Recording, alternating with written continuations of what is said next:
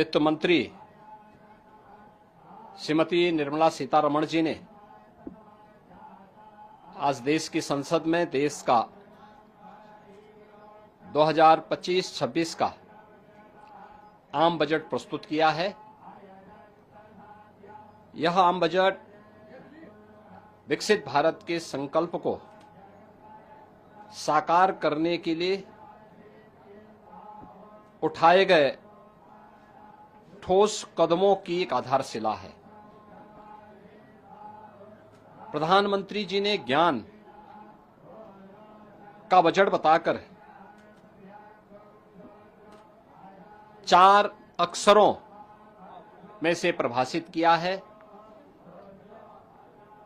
जी for गरीब, Y for युवा, A for अन्नदाता और एन फॉर नारी शक्ति। यानी इन 4 महत्वपूर्ण आयामों को ध्यान में रख करके एक विकसित भारत के लिए आत्मनिर्भर भारत का निर्माण करना है।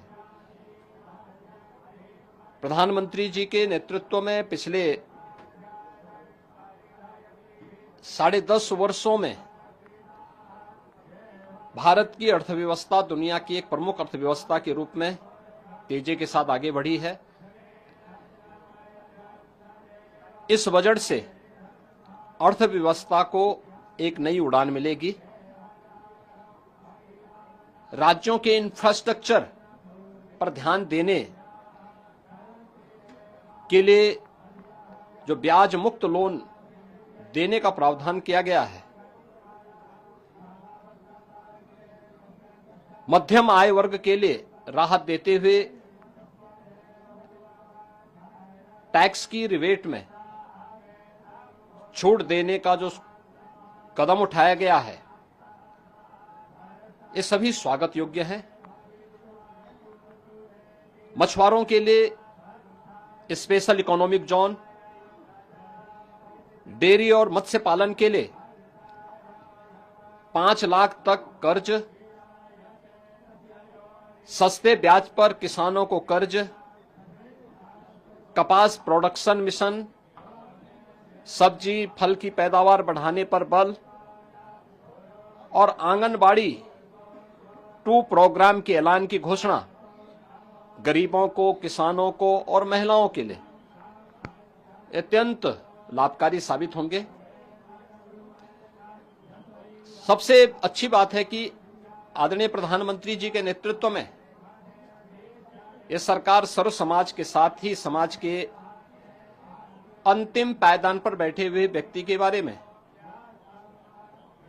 पूरी प्रतिबद्धता के साथ कार्य कर रही है। अगले 5 वर्ष में 5 लाख महिलाओं, अनुसूचित जाति और जनजाति को 2 करोड़ तक की टर्म लोन देने के लिए एक नई योजना को प्रारंभ करने का प्रस्ताव, जिज्ञासा, नवाचार और युवा मस्तिष्क के लिए वैज्ञानिक सोच बढ़ाने की दिशा से अगले 5 वर्षों में 50,000 अटल टिंकरिंग लैब की स्थापना, ग्रामीण क्षेत्र के सभी सेकेंडरी स्कूलों और प्राथमिक स्वास्थ्य केंद्रों में ब्रॉडबैंड कनेक्टिविटी उपलब्ध करवाने, ये सभी महत्वपूर्ण कदम हैं। आगामी 3 वर्ष में सभी जिला अस्पतालों में डे केयर कैंसर सेंटर की स्थापना करने की घोषणा।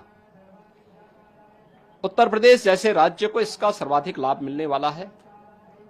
Centre of excellence of skilling, the centre of excellence in artificial intelligence for education की स्थापना से हमारे युवाओं को एक वैश्विक पहचान मिलेगी। अन्नदाता किसानों के लिए प्रधानमंत्री धन धान्य की योजना की घोषणा का हम स्वागत करते हैं। इस योजना से देश के करीब 1.25 करोड़ किसान लाभान्वित होंगे। निश्चित रूप से इस योजना का किसान सबसे बड़ा लाभार्थी बनेगा और उत्तर प्रदेश इससे सर्वाधिक लाभान्वित होने वाला राज्य होगा। किसान क्रेडिट कार्ड के माध्यम से जो घोषणा की गई है, इसकी सीमा को 3 लाख से बढ़ाकर के 5 लाख रुपए तक किया जाना, यह भी अभिनंदनीय है। देश को $5 ट्रिलियन की इकोनॉमी बनाने के संकल्प पथ पर तेज गति से ले जाने वाला यह बजट आदरणीय प्रधानमंत्री जी के विजन को और आगे तेजी के साथ बढ़ाने का, तीसरे टर्म में